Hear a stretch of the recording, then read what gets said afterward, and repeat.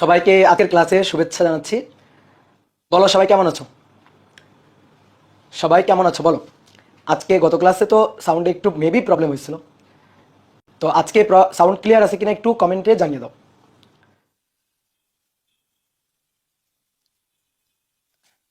হ্যাঁ, সবাইকে সালাম, সবাইকে নমস্কার। ওকে, আজকে ক্লিয়ার আছে। ওকে, তাহলে তোমরা অপার ভাইয়ের একটা ক্লাস করে ফেলছো মাঝখানে, তাই না? তোমাদের অপার ভাইয়া গতিবিদ্যার ক্লাস শুরু করে দিয়েছে, তাই তো? আর আমরা প্রথম অধ্যায়ের ভৌত জগৎ পড়তেছিলাম। তো গতিবিদ্যা অধ্যায়টা এটা তো তোমাদের 9-10-এ পড়া অধ্যায়, তো এটাতে তো খুবই মজা পাইতেছে আশা করি। 9-10-এও আমরা গতিবিদ্যা পড়ছি, আর এখানেও গতিবিদ্যা আছে। তো 9-10-এর সাথে অনেকটা মিল আছে। সো তোমাদের অপার ভাইয়ার গতিবিদ্যা পড়াচ্ছে, আর আমরা পড়ছি এখানে, আমি পড়াচ্ছি ভৌত জগৎ। ওকে, তাহলে আজকে সাউন্ড ক্লিয়ার আছে আশা করি। ঠিক আছে, আশা করি সবাই ঠিকঠাক শুনতে পাচ্ছ। তো তোমাদের গত ক্লাসে কয়েকটা হোমওয়ার্ক দেওয়া হয়েছিল, এই হোমওয়ার্কগুলো তোমাদের একটু চেষ্টা করতে বলা হয়েছিল। তো যারা যারা চেষ্টা করছো তাদেরকে স্পেশাল থ্যাঙ্কস। ঠিক আছে, আর যারা চেষ্টা করো নাই, তারা যারা চেষ্টা করছে তাদের থেকে মনে করো কিছুটা হইলেও পিছাই গেছো। এই যে প্রত্যেক দিন ধরো একটু একটু করে তুমি পিছাই যাবা। ঠিক আছে, আর কেউ কেউ প্রত্যেক দিন ধরো একটু একটু করে আগায় যাবে। তো এটাই হচ্ছে এই আগানো আর পিছানো। এখন তুমি আমার সামনে তো নাই, মানে ভার্চুয়ালি তুমি ক্যামেরার পিছনে আসো। তো এখন তুমি নিজেকে যাচাই করে দেখো তুমি আগানো আছো নাকি পিছানো আছো। হোমওয়ার্কগুলো পারতেই হবে এমনটা না, হোমওয়ার্কগুলো পারতেই হবে এমনটা না, না পারলেও চলবে, বাট চেষ্টা করতে হবে। ঠিক আছে, চেষ্টা করতে হবে। তো আজকে চলো আমরা যে হোমওয়ার্কগুলো দিয়েছিলাম সেই হোমওয়ার্কগুলো আমি এখন এক এক করে সলভ করে দিব, তোমরা একটু খাতায় মিলাই নিবা, বুঝছো? ঠিক আছে, আমি সবগুলো প্রবলেমই সলভ করে দিব, তুমি একটু মিলাই নিবা। তাহলে মোটামুটি সবাই চলে আসছি আমরা, তাই তো? ওকে, তাহলে চলো শুরু করি। তাহলে চলো আমরা শুরু করি। দেখো, আমরা কয়েকটি ধ্রুবকের মাত্রা বিশেষ করে হোমওয়ার্ক দিয়েছিলাম। যে কয়টা হোমওয়ার্ক দিয়েছিলাম সেখানে ম্যাক্সিমাম সবগুলাই ছিল বলতে গেলে ধ্রুবক। তা আসো আমরা এখন কয়েকটা ধ্রুবকের মাত্রা এগুলা একটু নির্ণয় করি। তো প্রথমটা তোমাদের দিয়েছিলাম হচ্ছে মহাকর্ষ ধ্রুবক, এবং আমি প্রত্যেকটা ধ্রুবক বা রাশির জন্য মাত্রা নির্ণয় করার জন্য যে সূত্রটা দরকার সেই সূত্রটা কিন্তু লিখে দিয়েছিলাম। দেখো, তোমরা অনেকে যে জায়গাটাতে ভয় পাচ্ছ সেটা হচ্ছে আমি হুট করে যখন একটা সূত্র লিখতেছি, ধরো আমি বেগের সূত্র লিখলাম v=ω, তুমি তখন হাই হাই করতেছো যে ভাই এই সূত্রটা কোত্থেকে পাইলো, আমি তো কিছুই বুঝলাম না। ভাইয়া, তোমার বুঝতে হবে না এই সূত্রটা আমি কোত্থেকে পাইলাম, তোমার এখন বুঝতে হবে না। তুমি এটা তো এখন বুঝবা না, এটা আমিও বুঝতাম না। ঠিক আছে, এই সূত্রটা তুমি বুঝবা যখন তুমি চতুর্থ অধ্যায় করবা তখন। আমরা চতুর্থ অধ্যায়ে এই সূত্রের প্রমাণ দেখব। আমাদের প্রথম অধ্যায়ে কোনো সূত্রের প্রমাণ দেখা টার্গেট না। আমাদের প্রথম অধ্যায়ে টার্গেটটা হচ্ছে আমরা কোনো একটা সূত্র থেকে মাত্রা একক বের করতে পারি কিনা, এটাই হচ্ছে আমাদের টার্গেট। এই সূত্রটা তোমাকে দেওয়া থাকবে। যদি এখান থেকে আমি বলি ওমেগার মাত্রাটা বের করো, তাহলে এই সূত্রটা আমি তোমাকে দিয়ে তারপরে বলবো ওমেগার মাত্রা বের করো। কারণ আমি যদি বলি ওমেগা অর্থাৎ কৌণিক বেগের মাত্রা বের করো, তুমি তো সূত্র জানো না, তুমি তো 9-10-এ পড়ে আসোনি, সুতরাং তুমি তো পারবা না। এই কারণে তোমাকে আগে আমার সূত্রটা জানাইতে হবে, তারপর আমি তোমাকে মাত্রা বের করতে দিব। তার মানে আমার টার্গেট হচ্ছে সূত্র জানা না। ঠিক আছে, তোমাকে সূত্র তুমি আগে থেকে জানো এটা আমি চাইও না। আমার টার্গেট তুমি সূত্র দেওয়া থাকলে তুমি হিসাব নিকাশ করে মাত্রা একক বের করতে পারো কিনা। কি কথা বুঝছো? ক্লিয়ার? তো এই জায়গাটাতে অনেকে একটু ভয় পাচ্ছিলা যে কোত্থেকে এত সূত্র আসতেছে, কিভাবে ভাই এত সূত্র লিখতেছে। এই সূত্রগুলো তো আমি তো ফিজিক্স ফার্স্ট ইয়ার সেকেন্ড ইয়ারের পুরো বইটা আমার পড়া আছে, এই কারণে আমি সূত্র জানি। বাট তোমার কি পড়া আছে? তুমি তো মাত্র আসলা, ঠিক আছে, তোমার তো পড়া নাই, এই কারণে তুমি জানো না। তো না জানলে সমস্যা নাই, এইখানে তুমি ভয় পাবা না। ক্লিয়ার? আমি তোমাকে সূত্র জানাই তারপরে মাত্রা বের করতে দিব। তাহলে আসো, দেখো মহাকর্ষ ধ্রুবক এটার সূত্র আমরা জানি। এটার সূত্র হচ্ছে F = মহাকর্ষ বল F = g, এটা হচ্ছে মহাকর্ষ ধ্রুবক। ভর m1 m2 নিচে d² বা r², অর্থাৎ মহাকর্ষ বল হচ্ছে ভরদ্বয়ের গুণফলের সমানুপাতিক, দূরত্বের বর্গের ব্যস্তানুপাতিক। আর সমানুপাতিক চিহ্ন উঠে গিয়ে যে ধ্রুবকটা আসে সেটাই মহাকর্ষীয় ধ্রুবক, গ্র্যাভিটেশনাল কনস্ট্যান্ট, যেটাকে আমরা ক্যাপিটাল লেটার জি দিয়ে লিখি। আমি তোমাকে বলছি ক্যাপিটাল লেটার জি এর মাত্রা বের করতে। ওকে, তাহলে ক্যাপিটাল লেটার জি এটা = f d² divided by m1 m2। f হচ্ছে বল, F = ma, তাহলে বড় হাতের m, এবার মাত্রা বসা দিচ্ছি। বড় হাতের m আর a মানে ত্বরণ, L(t⁻²) বলের মাত্রা। d² d দূরত্ব, তো দূরত্ব লেন্থ L²। নিচে ভর, তো ভরের মাত্রা হচ্ছে m, তো m দুইবার, তাহলে m²। তাহলে আসো, উপরে একটা m নিচে দুইটা m, কাটাকাটি করলে নিচে একটা থেকে সেই একটা যখন উপরে যাবে তখন m⁻⁻1, বা উপরে m এর পাওয়ার কত আছে 1, নিচে 2 উপরে গেলে -2, 1 - 2 দ্যাট ইজ -1। তো যে যেভাবে হিসাব করো না কেন, এগুলা জাস্ট হিসাব আর কিছুই না। তারপরে L আর L², তাহলে L⁻³ R T to the power -2। এটাই হচ্ছে মহাকর্ষীয় ধ্রুবক জি এর মাত্রা। ক্লিয়ার? ভাইয়া সাউন্ড আবার প্রবলেম হচ্ছে, আহারে কি মুশকিলে পড়লাম। না ভাই সাউন্ড ক্লিয়ার। তাহলে শোনো, যাদের সাউন্ড প্রবলেম হচ্ছে তাদের মেবি একটু নেটের সমস্যা, বুঝছো? যাদের সাউন্ডে প্রবলেম আসছে তাদের মেবি একটু নেটের প্রবলেম। আমি গতকাল ক্লাস শেষে আমি কিন্তু ওয়েবসাইটের ওয়েব অ্যাপের ক্লাসটা দেখলাম, তখন কিন্তু সাউন্ডে আমি প্রবলেম পাই নাই। এটা হচ্ছে যারা সাউন্ডে প্রবলেম পাচ্ছ তাদের হয়তো নেটের প্রবলেম। তো যাদের আর কি এরকম সমস্যা হচ্ছে, তোমরা একটা কাজ করো, তোমরা ওয়েব অ্যাপের সমস্যা হলে ফেসবুকে চলে যাও, বুঝছো? ওকে, এবার আসো, আমি যদি পাশাপাশি এর এককটা তোমাকে বের করতে বলি, একক, তাহলে এককটা দেখো তো এখান থেকে আমরা বলতে পারি কিনা, পার কেজি, মিটার কিউব আর এস টু দি পাওয়ার -2। ঠিক আছে, এটা হচ্ছে একক। এর আরও একটা একক আছে, দেখো এইখান থেকে বলা যায় Newton, Newton F Newton, D হচ্ছে মিটার, মিটার স্কোয়ার, আর নিচে হচ্ছে কেজি স্কোয়ার, তাহলে উপরে গেলে আর কেজি স্কোয়ার। ঠিক আছে, এটাও কিন্তু একটা একক। ঠিক আছে, এটাও কিন্তু আমরা লিখতে পারি। তাহলে এটা হচ্ছে একক। এবার আসো, ঠিক এরকম একটা জিনিস কুলম্ব বল ধ্রুবক। কুলম্ব বল ধ্রুবককে সি দিয়ে লেখে। কুলম্ব বল ধ্রুবক হচ্ছে চার্জের জন্য, ঠিক মহাকর্ষ সূত্রের কপি। F equal to C, C ধ্রুবক, Q1 Q2 divided by R square বা ডি স্কোয়ার। তাহলে কুলম্ব বল ধ্রুবক সি এর মাত্রা আমরা চাই F R square divided by Q1 Q2। F হচ্ছে বল, তাহলে বলের মাত্রা একই, M L T to the power -2, R square L square. নিচে চার্জ কিউ, কিউ এর মাত্রা হচ্ছে এ টি, তাই না? কিউ এর মাত্রা এ টি। কীভাবে? যে I equal to Q divided by T. ঠিক আছে, তাহলে Q equal to I T, I T, Q equal to I T. I, এটা আয়ের মাত্রা আইও লেখা যায়, এও লেখা যায়, আর টি এর মাত্রা তো ক্যাপিটাল লেটার টি। তাহলে নিচে এ টি দুটো, তাহলে এ স্কোয়ার টি স্কোয়ার। তাহলে মাত্রাটা কি থাকলো দেখো, M L to the power 3 T to the power -2, নিচ থেকে 2 উপরে গিয়ে আবার -2, তাহলে -4, আর এ টু দি পাওয়ার -2। এটা হচ্ছে কুলম্ব বল ধ্রুবকের মাত্রা। ঠিক আছে, কুলম্ব বল ধ্রুবকের মাত্রা থেকে কিন্তু এককও পাওয়া যায়, এখান থেকে আমরা এককটাও লিখতে পারি। তাহলে এককটা কি হবে? একক, এখান থেকে একক kg, metre cube, S to the power -4, আর এই এটা কেন আসছিল? অ্যাম্পিয়ারের এ, তাহলে এ টু দি পাওয়ার -2।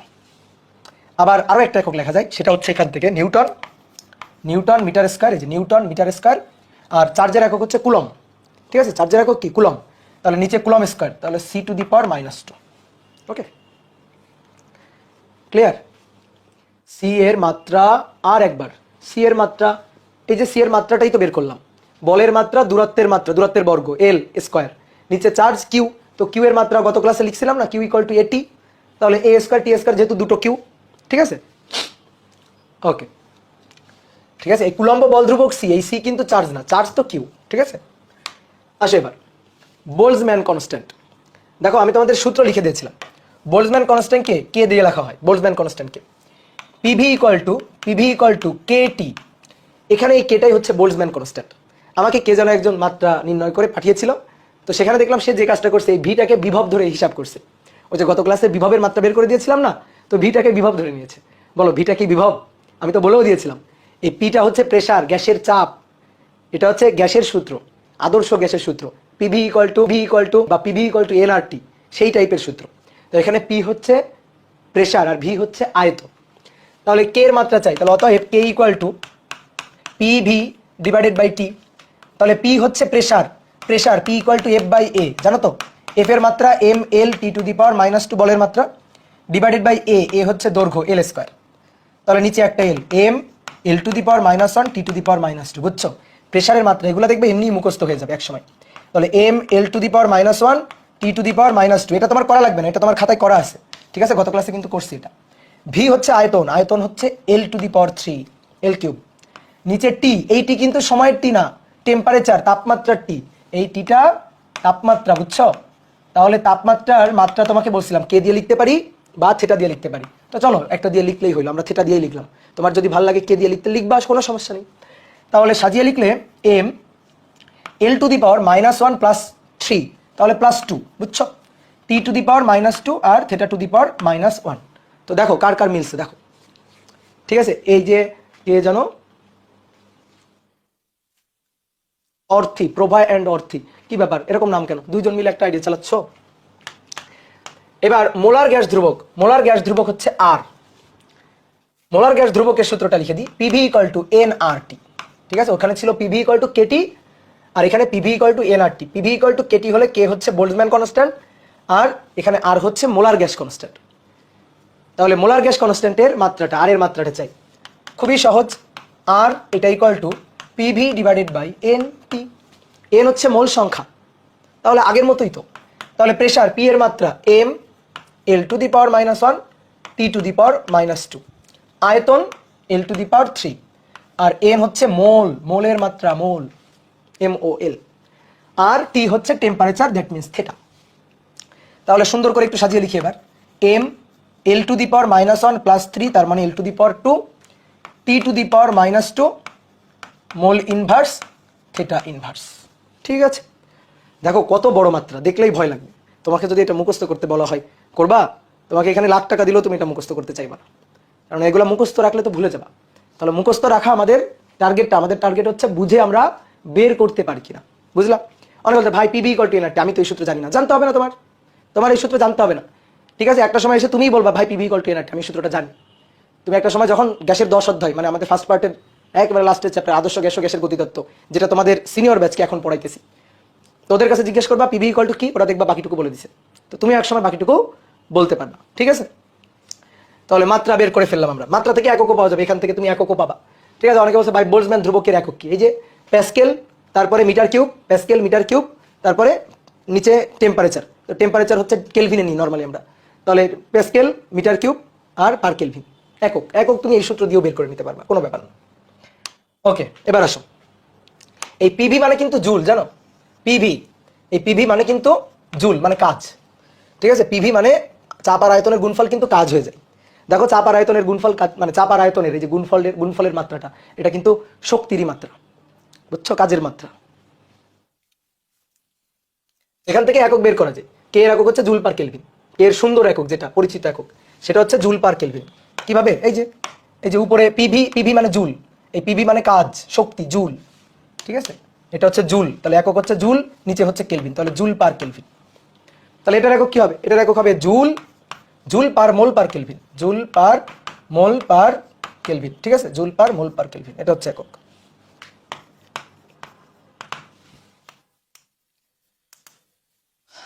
নেক্সট আসো, তাপধারকত্ব। তাপধারকত্বকে আমরা সি দিয়ে লিখি। তাপধারকত্ব কি জানো? একক তাপমাত্রা বৃদ্ধিতে বা একক তাপমাত্রা পরিবর্তনে যে পরিমাণ তাপ শক্তি লাগে সেটাই হচ্ছে তাপধারকত্ব। তাহলে মনে করো টি তাপমাত্রা পরিবর্তনে বা টি তাপমাত্রা বৃদ্ধিতে তাপ লাগে হচ্ছে কিউ পরিমাণ, তাহলে অতএব একক তাপমাত্রা পরিবর্তনে তাপ লাগে কিউ ডিভাইডেড বাই টি পরিমাণ, ঐকিক নিয়ম। তাহলে এটাই হচ্ছে তাপধারকত্ব সি এর সূত্র, একক তাপমাত্রা বৃদ্ধিতে কি পরিমাণ তাপ লাগে। তাহলে C equal to Q divided by T, তাপধারকত্ব সি এর মাত্রাটা আমরা চাই, মাত্রা এবং এককটা আমরা চাই। তাহলে দেখি আসো পারি কিনা আমরা। কিউ, কিউ হচ্ছে তাপ, কিউ তাপ শক্তি, তাপ শক্তি, তাপ কি একটা শক্তি না? ঠিক আছে, শক্তির অনেক রূপ, তাপ শক্তি, বিভব শক্তি, যান্ত্রিক শক্তি, গতি শক্তি, তড়িৎ শক্তি, তো সেরকম তাপ শক্তি। তাহলে তাপ শক্তি, শক্তি, তাহলে শক্তির মাত্রা, কাজের মাত্রা, শক্তির মাত্রা, বলো কি হবে? কাজের মাত্রা W equal to F S. তাহলে এফ এর মাত্রা হচ্ছে M L T to the power -2, এটা এফ, তার সাথে আবার একটা এল, এস দূরত্ব আর কি, সরণ, তাহলে L square, M L square T to the power -2 divided by নিচে টি। এই টি মানে টেম্পারেচার না, এই টি মানে সরি, এই টি মানে টাইম না, এই টি মানে temperature, that means theta, theta অথবা কে। ঠিক আছে, ওকে। তাহলে কি দাঁড়াইলো বলো? M L square T to the power -2 theta to the power -1, এটা হচ্ছে মাত্রা। একক, একক তো সহজ, একক তো দুনিয়ার সহজ, joule per kelvin, joule per kelvin একক। কিউ আধান ভাবছিলাম, এই যে এখন তো ভাববা, ভুল ভাবো সমস্যা নেই, তারপরে তো ভাবো। কিউকে আধান ভাবছিলাম, কিউ আধান না, কিউ হচ্ছে তাপ শক্তি। ঠিক আছে, ওকে। এবার আসো এনট্রপি। এনট্রপি জিনিসটা এই তাপধারকত্বের মতোই, একই সূত্র, কিন্তু এনট্রপিকে লেখা হয় ডেল এস বা এস দিয়ে, ডেল এস বা এস দিয়ে। তাহলে এটা হচ্ছে ডেল কিউ ডিভাইডেড বাই নিচে টি, ওই একই রকম, একই কথা। একক তাপমাত্রা পরিবর্তনে গৃহীত বা বর্জিত তাপকে এনট্রপি বলে, একক তাপমাত্রা পরিবর্তনে। ধরো টি তাপমাত্রায় গৃহীত বা বর্জিত তাপ হচ্ছে ডেল কিউ, তাহলে অতএব একক তাপমাত্রায় গৃহীত বা বর্জিত তাপ হচ্ছে ডেল কিউ ডিভাইডেড বাই টি, এটাই হচ্ছে এনট্রপি। ঠিক আছে, তাহলে এনট্রপিকে ডেল এস বাই এস দিয়ে আমরা লিখি, তাহলে সেটা হচ্ছে ডেল কিউ বাই টি। একই জিনিস, কি আর করবো বলো, একই জিনিস, ডেল কিউ তাপ শক্তি, তাহলে M L square T to the power -2, নিচে টি টেম্পারেচার, তাহলে তার মাত্রা হচ্ছে থেটা, তাহলে ওই একই রকম M L square T to the power -2 theta to the power -1। এককটা কি, জুল পার কেলভিন, একক জুল পার কেলভিন। দেখছো কত সহজ, বুঝলে অনেক সহজ, বুঝলে অনেক সহজ। কি ক্লিয়ার? লীন তাপ বা সুপ্ত তাপ, যেটা তোমরা অনেকে কমেন্ট করতেছিলে, ভাই এটা একটু করে দেন। লীন তাপ বা সুপ্ত তাপ, আগে বলো তো লীন তাপ বা সুপ্ত তাপ কাকে বলে, বলো। এল দিয়ে লেখা হয়, এটাকে এল দিয়ে লেখা হয়। আমরা বরফ গলনের আপেক্ষিক সুপ্ত তাপকে এলএফ বলি, বাষ্পীভবনের আপেক্ষিক সুপ্ত তাপকে এলভি বলি। আপেক্ষিক সুপ্ত তাপ বা লীন তাপ, এটা কাকে বলে? ধরো 0 ডিগ্রি সেলসিয়াস তাপমাত্রার বরফ, এই বরফ তাপ গ্রহণ করে 0 ডিগ্রি সেলসিয়াস তাপমাত্রার পানিতে পরিণত হইল। টেম্পারেচারে চেঞ্জ হইল না, বাট বস্তুর অবস্থার চেঞ্জ হইল। বরফ ছিল পানি হইল, অথবা পানি ছিল বাষ্প হইল, অবস্থার চেঞ্জ হলো কিন্তু টেম্পারেচার চেঞ্জ হয়নি। 100 ডিগ্রি সেলসিয়াস তাপমাত্রার পানি 100 ডিগ্রি সেলসিয়াস তাপমাত্রার বাষ্পে পরিণত হইল, অর্থাৎ তাপমাত্রার পরিবর্তন হবে না, বাট বস্তুর অবস্থার পরিবর্তন হবে। তো এইটাকেই বলা হয় হচ্ছে, এই সময় বস্তু যে তাপ গ্রহণ বা বর্জন করে সেটাকেই বলা হয় হচ্ছে লীন তাপ বা সুপ্ত তাপ। কি ক্লিয়ার? এগুলা জীবনেও শুনি নাই কেন, এগুলা জীবনে শুনি নাই কেন, এগুলো তো 9, 10-এ পড়ার জিনিস। ঠিক আছে, গৃহীত বা বর্জিত তাপ, তাপের হিসাব নিকাশ কেমিস্ট্রিতে করছি, একজন বলছে কেমিস্ট্রিতে করছি। আচ্ছা, করার দরকার নাই, কেমিস্ট্রিতেও করার দরকার নাই, 9, 10-ও পড়ার দরকার নাই, আসো আমরা এখন বুঝে বুঝে বের করি। তাহলে লীন তাপ বা সুপ্ত তাপ হচ্ছে গৃহীত তাপ কখন, যখন টেম্পারেচারে পরিবর্তন হবে না কিন্তু বস্তুর অবস্থার পরিবর্তন হবে তখন। তাহলে আসো, এটার সূত্রটা কি, আমি এই সূত্রটা লিখে দিয়েছিলাম তোমাকে। সূত্রটা হচ্ছে Q equal to M L F বা Q equal to M L V, এই যে নিচে ছোট করে। যখন বাষ্পীভবনের আপেক্ষিক সুপ্ত তাপ হবে তখন এল ভি, যখন বরফ গলনের আপেক্ষিক সুপ্ত তাপ হবে তখন এল এফ। তো আমরা এল এফ বা এল ভি কোনোটা দিয়ে লিখবো না, আমরা স্বাভাবিকভাবে ইন জেনারেল আমরা এল দিয়ে লিখবো। তো এল এর মাত্রাটা বের করতে হবে, তাহলে অতএব L equal to Q divided by M. এর চেয়ে সহজ জিনিস হয়? এম কি, ভর, এই তো বলেই দিলাম, নাও এম হচ্ছে ভর। তাহলে উপরে কিউ, কিউ হচ্ছে শক্তি, শক্তির মাত্রা, কাজের মাত্রা। তাহলে এম ওই যে উপরে ওখানে লিখছি M L square T to the power -2 divided by M, তাহলে এম এম বাদ যাবে, তাহলে কি হবে এল square T to the power -2। একক কি, কিউ এর একক জুল আর এম এর একক কেজি, তাহলে joule per KG, joule per KG একক, একক হবে জুল পার কেজি। গুড, এই তো অনেকে পারছো, জিনাত, তারপরে নোভা আক্তার, তাই না, অনেকেই পারছো, গুড। 7, এবার আসো 8 নম্বর, আপেক্ষিক তাপ। আপেক্ষিক তাপকে এস দিয়ে লেখা হয়, বলো তো পানির আপেক্ষিক তাপ কত দেখি, এটা তো পারা উচিত। পানির আপেক্ষিক তাপ কত বল? খুবই কমন, পানির আপেক্ষিক তাপ একজন বলছে 1000, 1000 যারা বলছে তারা বলছে ঘনত্ব। পানির আপেক্ষিক তাপ হচ্ছে 4200 joule per kg per kelvin, 4200, 4200, বুঝছো? ঠিক আছে, অনেকে অনেক কথা বলছো না, 4200 হবে পানির আপেক্ষিক তাপ। তো পানির আপেক্ষিক তাপ Q equal to M S delta theta. ঠিক আছে, দেখো কিচ্ছু বোঝার দরকার নেই, সূত্র। ধরো 2 কেজি পানি, 2 কেজি পানি 20 ডিগ্রি সেলসিয়াস তাপমাত্রায় আছে। তাপ দাও তো, তাপ দিলে তাপমাত্রা বাড়বে না? পানি ফুটতে শুরু করবে, তাপমাত্রা বাড়বে, তাই না? তো ধরো তাপ দিয়ে তুমি তাপমাত্রা বাড়িয়ে 60 ডিগ্রি সেলসিয়াস করবা, 60 ডিগ্রি সেলসিয়াসে নিবা, তাপমাত্রা বাড়াবা। তো তাপমাত্রা বাড়াইতে কি এমনি এমনি তাপমাত্রা বাড়ো বললে বেড়ে যাবে? কি করতে হবে? তাপ দিতে হবে না? চুলার উপরে বসে তাপ দিতে হবে না? কতটুকু তাপ দিলে 2 কেজি পানির তাপমাত্রা 20 ডিগ্রি সেলসিয়াস থেকে 60 ডিগ্রি সেলসিয়াস হবে? তো সেই সূত্রটাই হচ্ছে Q equal to M S delta theta. এই ডেল্টা থেটা হচ্ছে তাপমাত্রার পরিবর্তন, এই যে 20 থেকে 60। আর এই এম হচ্ছে কয় কেজি পানির তাপমাত্রা, 2 কেজি। আর এই এসটাই হচ্ছে পানির আপেক্ষিক তাপ 42, ধ্রুবক মান।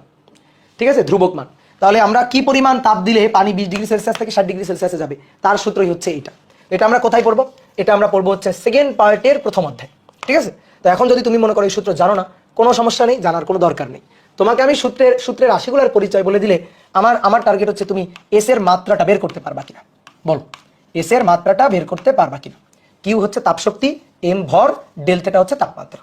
তাহলে কিউ হচ্ছে M L square T to the power -2, নিচে এম বড় হাতের এম থেটা। তাহলে এটা কাটাকাটি গেল, L square T to the power -2 theta to the power -1। আর একক, একক সে তো খুবই সহজ, এখান থেকে বলা যায় joule per kg, del theta kelvin, তাহলে উপরে চলে গেলে পার কেলভিন, তাই না? দেখছো কতজন পারছো, দেখছো, এই তো তোমরা শিখে গেছো। ওকে, নেক্সট আসো, মোলার আপেক্ষিক তাপ। মোলার আপেক্ষিক তাপ হচ্ছে সি, মোলার আপেক্ষিক তাপকে সি দিয়ে লেখা হয়। এই যে এই আপেক্ষিক তাপ হচ্ছে কঠিন বা তরলের, আর গ্যাসের ক্ষেত্রে আপেক্ষিক তাপকে আর আপেক্ষিক তাপ বলে না, গ্যাসের ক্ষেত্রে এটাকে বলা হয় মোলার আপেক্ষিক তাপ। তো সূত্রটা একই রকম, সূত্রটা ঠিক একই রকম।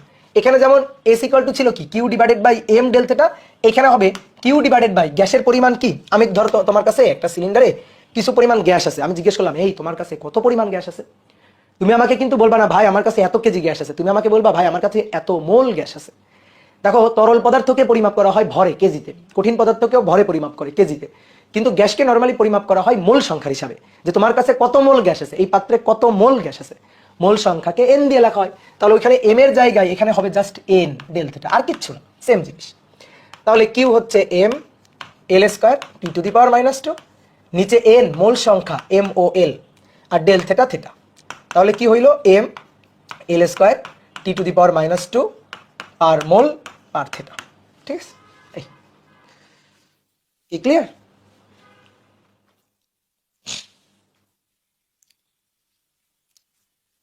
ওকে, তাহলে এককটা বলো তো ভাইয়া, বলো এককটা বলো। জুল, জুল পার মোল পার কেলভিন। ঠিক আছে, জুল পার মোল পার কেলভিন।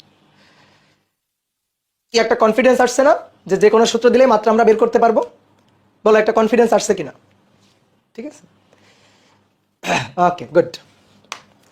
এবার আসো সান্দ্রতা গুণাঙ্ক বা সান্দ্রতাঙ্ক, অনেকে নাম শুনে অজ্ঞান হয়ে যাবে, ভাই কি এই জিনিসটা, খায় না মাথায় দেয়, খায় নাকি মাথায় দেয়, কিচ্ছু বুঝতে হবে না তোমার, কিচ্ছু বুঝতে হবে না। সান্দ্রতা গুণাঙ্ক বা সান্দ্রতাঙ্ক ইটা, ইটা দিয়ে লেখা হয় ইটা। ইটা হচ্ছে এই যে এনের লেসটা একটু টেনে লম্বা করে দিবা, তাহলে হবে ইটা। ঠিক আছে, এটাকে বলা হয় ইটা, এটা দিয়ে প্রকাশ করা হয়। এটা তুমি কোন অধ্যায়ে পড়বা শোনো, এটা তুমি পড়বা হচ্ছে 7ম অধ্যায়, পদার্থের গাঠনিক ধর্ম নামে একটা চ্যাপ্টার আছে, সেখানে তুমি পড়বা। এটা তোমাদের 9, 10-এ কিছুই ছিল না, এর একেবারে ধারণাই নেই। ঠিক আছে, এটাকে ইংরেজিতে বলা হয় ভিসকোসিটি, সান্দ্রতা। ঠিক আছে, তো সেই সান্দ্রতাঙ্ক, সান্দ্রতা গুণাঙ্ক ইটা, ইটার সূত্রটা হচ্ছে এফ এ, বা আগে ইটার সূত্রটা না লিখি, আগে লিখি এফ, এফ ইকুয়াল টু কি, বল এফ ইকুয়াল টু কি, eta A del V divided by del T. কি এটা একটা সূত্র, কই পাইছি আমি, ধরো ধ্যানে বসছিলাম, ধ্যানে বসে এই সূত্রটা আমি পাইছি। ঠিক আছে, ধ্যানে বসে এই সূত্রটা আমি পাইছি, আপাতত তুমি এটা ভাবো যে অপূর্ব ভাই ধ্যানে বসে এই সূত্রটা পাইছি। ঠিক আছে, তাহলে কি এফ কি বল, ইটা সান্দ্রতা গুণাঙ্ক, এ কি ক্ষেত্রফল, বুঝছো, পরিচয়গুলো বলে দিই, হ্যাঁ তাহলে তোমার সুবিধা হবে। এ হচ্ছে ক্ষেত্রফল এরিয়া, আর del V by del T হচ্ছে বেগ অবক্রম, বা বাংলায় বললে বেগের নতি বলে, বেগ অবক্রম বা বেগের নতি। তার মানে ডেল ভি হচ্ছে বেগের পরিবর্তন, বেগের পরিবর্তন, বেগের পরিবর্তন, ও সরি আমি একটু ভুল লিখছি, sorry sorry sorry, del V by del Y, del V by del T না, del V by del Y, বেগের পরিবর্তন, বেগের পরিবর্তন, আর নিচে ডেল ওয়াই এটা হচ্ছে দূরত্বের পরিবর্তন, দূরত্ব পরিবর্তন, দূরত্ব পরিবর্তন। তাহলে আপাতত এইটুকু জেনে রাখলেই হবে। ঠিক আছে, তো দেখি আসো সান্দ্রতা গুণাঙ্কের মাত্রাটা বের করতে চাই। তাহলে eta equal to F del Y divided by A del V. নাও নিজেরা একটু চেষ্টা করো তো দেখি, নিজেরা একটু চেষ্টা করো। এগুলা কি সব নোট করতে হবে? হ্যাঁ অবশ্যই সব নোট করতে হবে। ফার্স্ট চ্যাপ্টার সবসময় বোরিং কেন? এই এগুলা বোরিং, কত সহজ না, সূত্র জানলেই মাত্রা নির্ণয় করা সহজ। তোমাদের দেখবা এগুলা তোমাদের বোর্ড বইতে কিছুই নাই, তোমাদের আরো এক্সট্রা অনেক কিছু পড়াচ্ছি। সিলিন্ডারের গ্যাস তো কেজিতে মাপা হয় না, সিলিন্ডারের গ্যাস কেজিতে না, মোল সংখ্যা দিয়ে মাপি আমরা। কেজিতে বলতে পারো যে কতটুকু গ্যাস আছে সেটা কেজিতে হিসাব করা যাইতেই পারে, কিন্তু গ্যাসের ক্ষেত্রে নর্মালি মোল সংখ্যা দিয়ে বেশি হিসাব করা হয়, বুঝছো? কে যেন প্রশ্ন করছে, এমডি জাকারিয়া হোসেন। তাহলে এইটা আসো এফ বল, দেখি তোমাদের কমন সেন্স, দেখি কার কেমন কমন সেন্স, দেখি আমরা পারি কিনা। এফ বল M L T to the power -2, del Y মানে এল দূরত্বের পরিবর্তন, দূরত্ব এল, সিম্পল কথা, ক্ষেত্রফল এল স্কোয়ার, বেগ, বেগ হচ্ছে metre per second, L T to the power -1, শেষ। তাহলে এবার আসো দেখি, এই তো অনেকে পারছে, গুড গুড, তোমাদের অ্যাপ্রিসিয়েট করতেছি। অনিন্দিতা মহন্ত নাকি, মহন্ত হ্যাঁ, তারপরে ফাইজা হক পারছে, এমডি লিমন, লিমন পারছে, লিমন খান, প্রত্যাশা, অনেকেই পারছে, অনেকেই, গুড ভেরি গুড। তাহলে উপরে এম এল এল স্কোয়ার, নিচে ও আচ্ছা এল আর এল কাটাকাটি করে দাও, ঠিক আছে, এল এল কাটাকাটি করে দাও, আবার এখানে একটা এল, আবার এল স্কোয়ার, তাহলে নিচে একটা L, L to the power -1, T to the power -2, T to the power -1, তাহলে -2 এই -1 উপরে লাভ দিয়ে গিয়ে +1, তার মানে টি টু দি পাওয়ার -1, দেখো এইটাই আসছে। ঠিক আছে, এটা হচ্ছে মাত্রা। গুড। এবার আসো, একটা কঠিনতা করছি, এবার একটা সহজতা করি। পয়জনের রেশিও। আচ্ছা তুমি বলো তো, একটা তারকে ধরো এটা একটা তার, যে ভাই একটা তার এত লম্বা কেমনে, মানে একটা মোটা কেমনে হইলো, একটা মোটা তার রড, ঠিক আছে, লোহার রড, এইটারে ধইরা টান দাও, তো এইভাবে ধইরা টান দাও, টান দিলে এইটা একটু লম্বা হবে না? তো লম্বা হলে দৈর্ঘ্য বাড়বে, দৈর্ঘ্য বৃদ্ধি হওয়া মানে দৈর্ঘ্যের বিকৃতি হওয়া, ঠিক আছে। আবার দৈর্ঘ্য যখন বেড়ে যাবে ব্যাস তখন কমে যাবে না? তো দৈর্ঘ্য বিকৃতি হবে, পার্শ্ব বিকৃতি হবে, ব্যাস কমে যাবে। তোমার ধৈরা যদি টান দিয়ে লম্বা করা হয়, তো তুমি লম্বা তো হবা, আবার দেখবা চ্যাপ্টা হয়ে গেছো, মানে প্রস্থ কমে গেছে আর কি, তাই না? তো এই যে পয়জন রেশিও, পয়জনের অনুপাত, এটাকে সিগমা দিয়ে লেখা হয়। তো এটা হচ্ছে পার্শ্ব বিকৃতি আর দৈর্ঘ্য বিকৃতির অনুপাত। গত ক্লাসে দৈর্ঘ্য বিকৃতি পড়াইছিলাম। দৈর্ঘ্য বিকৃতি হচ্ছে ছোট হাতের এল বাই বড় হাতের এল। বড় হাতের এল কি? আগের দৈর্ঘ্য। ছোট হাতের এল কি? বাড়লো দৈর্ঘ্য কতটুকু, দৈর্ঘ্য কতটুকু বাড়লো। তাহলে উপরে পার্শ্ব বিকৃতি হবে জানো কি? ছোট হাতের ডি ডিভাইডেড বাই বড় হাতের ডি, অর্থাৎ ব্যাস কতটুকু কমে গেল আর আগে ব্যাস কতটুকু ছিল, বুঝছো? ব্যাস কতটুকু কমে গেল, আগে ব্যাস কতটুকু ছিল। দেখো আকার দরকার নেই, তোমরা জাস্ট একটু বোঝো, ফিল করো। এই যে এইটা এরকম হয়ে যাবে না টেনে লম্বা করার পরে? দেখো আগে কেমন ছিল আর এখন কেমন হয়ে গেছে। তাহলে আগে যে ব্যাসটা ছিল সেটা হচ্ছে বড় ডি, আর এখন এই যে ছোট্ট ব্যাস টেনে লম্বা করে ফেলছি আমি, এখন যে ছোট্ট ব্যাস এটা ছোট হাতের ডি, ঠিক আছে। এই যেটা ছোট হাতের ডি আর আগেরটা ছিল বড় হাতের ডি, বড় হাতের ডি, কি ক্লিয়ার? তাহলে এটার মাত্রা কি হবে? এই যে অনেকেই বের করতে পারছে, দেখছো তোমরা আমার চেয়ে বুদ্ধিমান হয়ে গেছো। তাহলে পার্শ্ব বিকৃতি ব্যাস বাই ব্যাস, দৈর্ঘ্য বিকৃতি দৈর্ঘ্য বাই দৈর্ঘ্য, তো এর কোনো মাত্রা আছে? দৈর্ঘ্য বাই দৈর্ঘ্য, এল বাই এল, মাত্রা আছে? এল বাই এল তো 1, তাহলে উপরে এল বাই এল, নিচেও L by L, L by এল 1, তাহলে মাত্রা নেই। তো মাত্রা নেই মানে 1 লেখা যায়। আবার কারো যদি মনে হয় মাত্রা নেই মানে আর একটু সুন্দর করে লিখবা, তাহলে ভাই তুমি এটাও লিখতে পারো। দেখো M0 L0 T0, এটাও যদি লিখতে চাও লিখতে পারো, কোনো সমস্যা নেই। মাত্রা নেই মানে হচ্ছে 1, আর যদি সূচক হিসাবে লিখতে চাও তাহলে M0 L0 T0, কি clear? Good. M0 L0 T0 মানে তো 1, কারো সূচক মানে যদি 0 থাকে তাহলে সে তো 1, ঠিক আছে। ধরো তুমি, এই যে এটা হচ্ছে তুমি, তুমি টু দি পাওয়ার 0 মানে কত? 1, ঠিক আছে। আমি টু দি পাওয়ার 0 মানে কত? 1, সবাই টু দি পাওয়ার 0। প্লাঙ্কের ধ্রুবক, প্লাঙ্কের ধ্রুবককে কি দিয়ে লেখা হয় জানো? H দিয়ে। প্লাঙ্কের ধ্রুবক একটা খুবই বিখ্যাত সূত্র আছে, সূত্রটা হচ্ছে E = hf। আমি তোমাকে বলে দিচ্ছি, পরিচয় বলে দিচ্ছি। F হচ্ছে কম্পাঙ্ক, আলোর কম্পাঙ্ক, আর ই হচ্ছে আলোর এনার্জি, শক্তি। এই ই হচ্ছে শক্তি, আর এইচ হচ্ছে প্লাঙ্ক কনস্ট্যান্ট। এবার এটার মাত্রা যদি বের করতে না পারো তাহলে মনে করো 10 টাকা করে জরিমানা দিবা আমাকে। কি পারবে না বলো? এইচ = E/F, প্লাঙ্ক কনস্ট্যান্টের মাত্রা। ই হচ্ছে শক্তি, তাহলে শক্তি মানে কাজ, তাহলে M L² T⁻², বুঝছো তো? ডিভাইডেড বাই F, F হচ্ছে কম্পাঙ্ক, গত ক্লাসে লিখে দিয়েছিলাম না? F = 1/T, তো T সময় T, তাহলে T ইনভার্স, তাহলে F এর মাত্রা T ইনভার্স। তাহলে M L² T⁻², এই -1 উপরে গিয়ে -2 +1, তার মানে T⁻⁻1, T⁻⁻1, clear? M L² T⁻⁻1, এই তো অনেকেই বলছো, গুড, ভেরি গুড। প্রতিসরাঙ্ক, প্রতিসরাঙ্ক এটা তো তোমাদের জানা উচিত, চেনা উচিত। প্রতিসরাঙ্ককে মিউ দিয়েও লেখে, ইটা দিয়েও লেখে, ঠিক আছে? মিউ দিয়েও লেখে, ইটা দিয়েও লেখে, তার সামনে ইটা দিয়ে লিখলাম। বলো প্রতিসরাঙ্কের মাত্রা, বলো বলো বলো বলো প্রতিসরাঙ্কের মাত্রা। আলো যখন এক মাধ্যম থেকে অন্য মাধ্যমে গমন করে, এই যে ধরো হালকা থেকে ঘন মাধ্যমে আলো গমন করবে, হালকা মাধ্যম থেকে আলো ঘন মাধ্যমে গমন করবে, তাহলে আপতন কোণ I, প্রতিসরণ কোণ R। আপতন কোণের সাইন আর প্রতিসরণ কোণের সাইনের অনুপাত একটা ধ্রুব সংখ্যা হয়, তাকেই বলা হয় প্রতিসরাঙ্ক। তাহলে sin I divided by sin R। sin I, sin 30 ডিগ্রির আবার কিসের মাত্রা? sin 60 ডিগ্রির আবার কিসের মাত্রা? তাহলে উপরেও মাত্রা নেই, নিচেও মাত্রা নেই, 1 ডিভাইডেড বাই 1, দ্যাট মিনস 1, ঠিক আছে। লেন্সের ক্ষমতা, বলো লেন্সের ক্ষমতা, বলো লেন্সের ক্ষমতা P = 1/F। এটা তোমাদের জানার কথা, এটা তোমাদের 9-10 ছিল, ঠিক আছে। কেউ যদি বলে এটা ছিল না তাহলে কিন্তু মাইর হবে। F হচ্ছে ফোকাস দূরত্ব, ঠিক আছে। এই যে দেখো কে, দাঁড়াও এটা ধরি, উদয় সাহা বলছে লেন্সের ক্ষমতা ওয়াট। এই যে এটাই তো কাহিনী, ক্ষমতা বললে ওয়াট, কিন্তু লেন্সের ক্ষমতা ওয়াট না, লেন্সের ক্ষমতার একক ওয়াট না, ঠিক আছে, পার ওয়াট না, কারো হয়নি। যে বলছে ওয়াট, পার ওয়াট কারো হয়নি।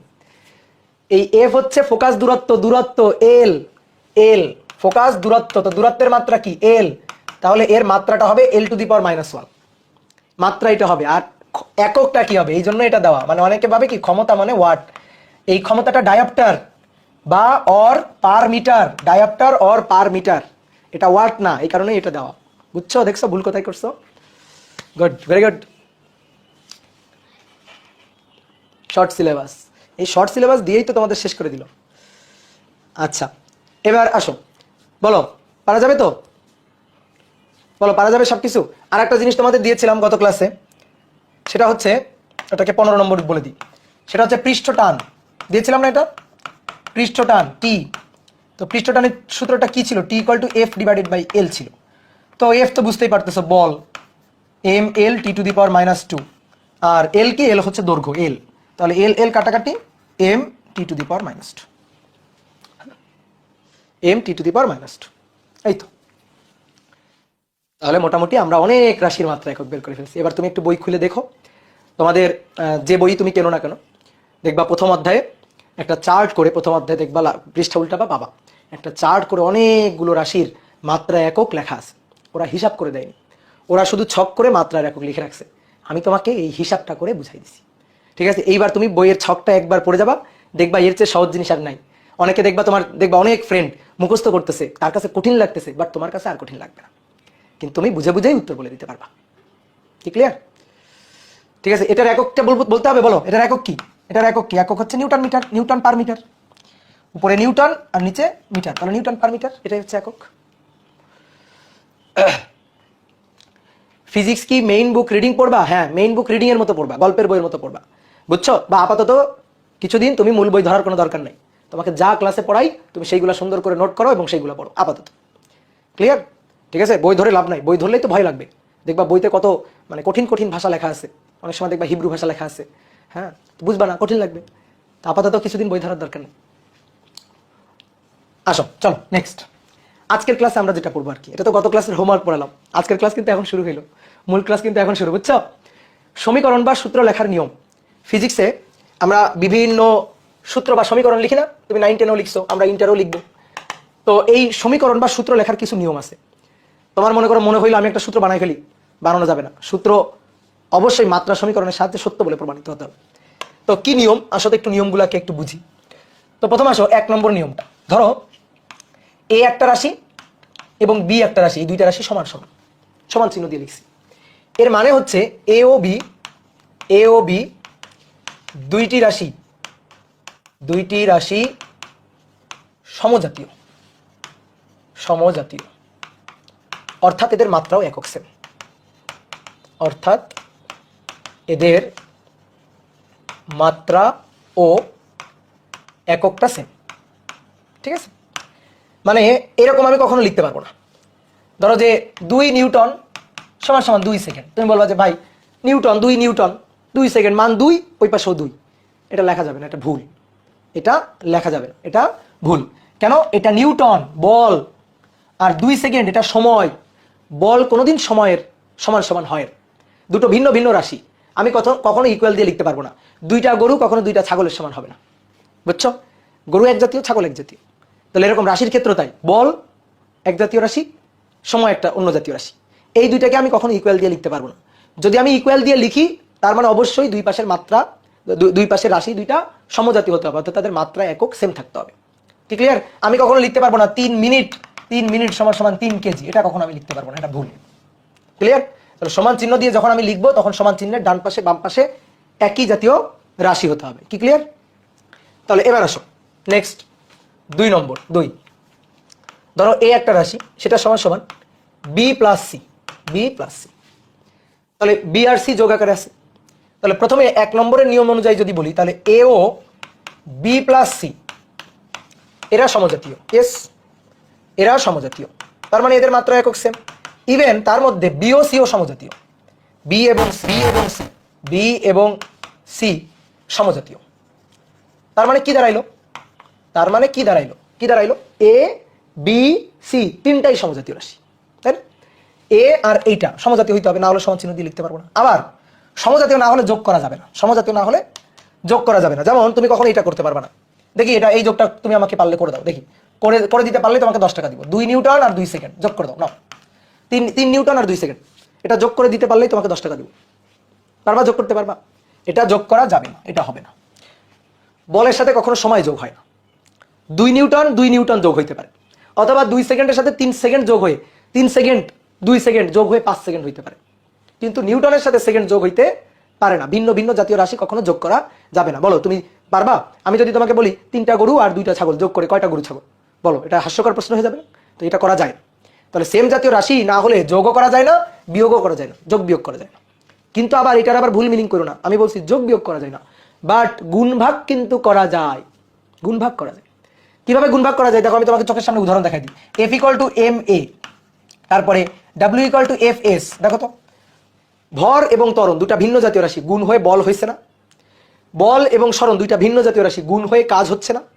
তাহলে দুটো ভিন্ন জাতীয় রাশি যোগ বিয়োগ করা যায় না, বাট গুণ করা যায়, গুণ ভাগ করা যায়। কথা কি বুঝছো? যোগ বিয়োগ করা যায় না, বাট গুণ ভাগ কিন্তু করা যায়, গুণ ভাগ করা যায়। ঠিক আছে, তাহলে এটা মাথায় রাখবা।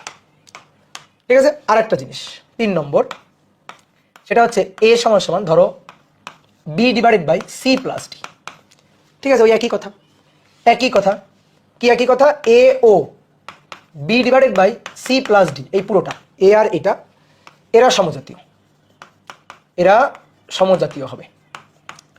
এবং তার মধ্যে c আর d কে যোগ করা হয়েছে, তার মধ্যে c আর d কে যেহেতু যোগ করা হয়েছে, তার মানে c ও d নিজেরা সমজাতীয়, না হলে তো আমি যোগ করতে পারবো না। বুঝছো? c আর d যোগ করা হচ্ছে, তো এরা যদি সমজাতীয় না হয় যোগ করা যাবে? যাবে না। আবার সমান চিহ্নের এই পাশে a আর সমান চিহ্নের এই পাশে b/c+d, তাহলে a এর মাত্রা রাশি একক যা হবে, এই পাশে b/c+d এরও মাত্রা একক তাই হবে, এটাও সেম জাতীয় রাশি হবে। ঠিক ক্লিয়ার? তাহলে এই হচ্ছে ঘটনা। তাহলে এই 3টা নিয়ম আমরা বুঝলাম কিনা বলো? সেম জাতীয় রাশি না হলে যোগ বিয়োগ করা যাবে না। ঠিক আছে, কি ক্লিয়ার? তাহলে এবার চলো এই নিয়মগুলা আমরা একটু দেখি তো, এই নিয়মের একটু অ্যাপ্লিকেশন আমরা একটু বুঝি তো। ধরো 1 নম্বর একটা ম্যাথ তোমাকে দেওয়া হইল, বলা হচ্ছে বেগ, বেগ v = বড় হাতের a + bt। ঠিক আছে, এটা একটা সূত্র দিয়ে তোমাকে দিল, দিয়ে তোমাকে বলে দিচ্ছে যে t হচ্ছে সময়, তোমাকে বলে দিল যে t হচ্ছে সময়। তাহলে a ও b এর মাত্রা নির্ণয় করো, a ও b এর মাত্রা নির্ণয় করো। v = a + bt, t হচ্ছে সময়, তাহলে a আর b এর মাত্রা নির্ণয় করো। আর আসো দেখি বুঝি, বোর্ডে দেখো, v হচ্ছে বেগ, তাই না? তাহলে বেগ = a + bt, তাহলে এই যে b আর t গুণফল একসাথে একটা রাশি, a এরা দুইজন যোগ হচ্ছে, তাহলে b আর t গুণফল হয়ে একসাথে যা হবে, এও সেই একই জাতীয় রাশি হবে, না হলে যোগ করা যাবে না। আবার যোগ করে পাচ্ছি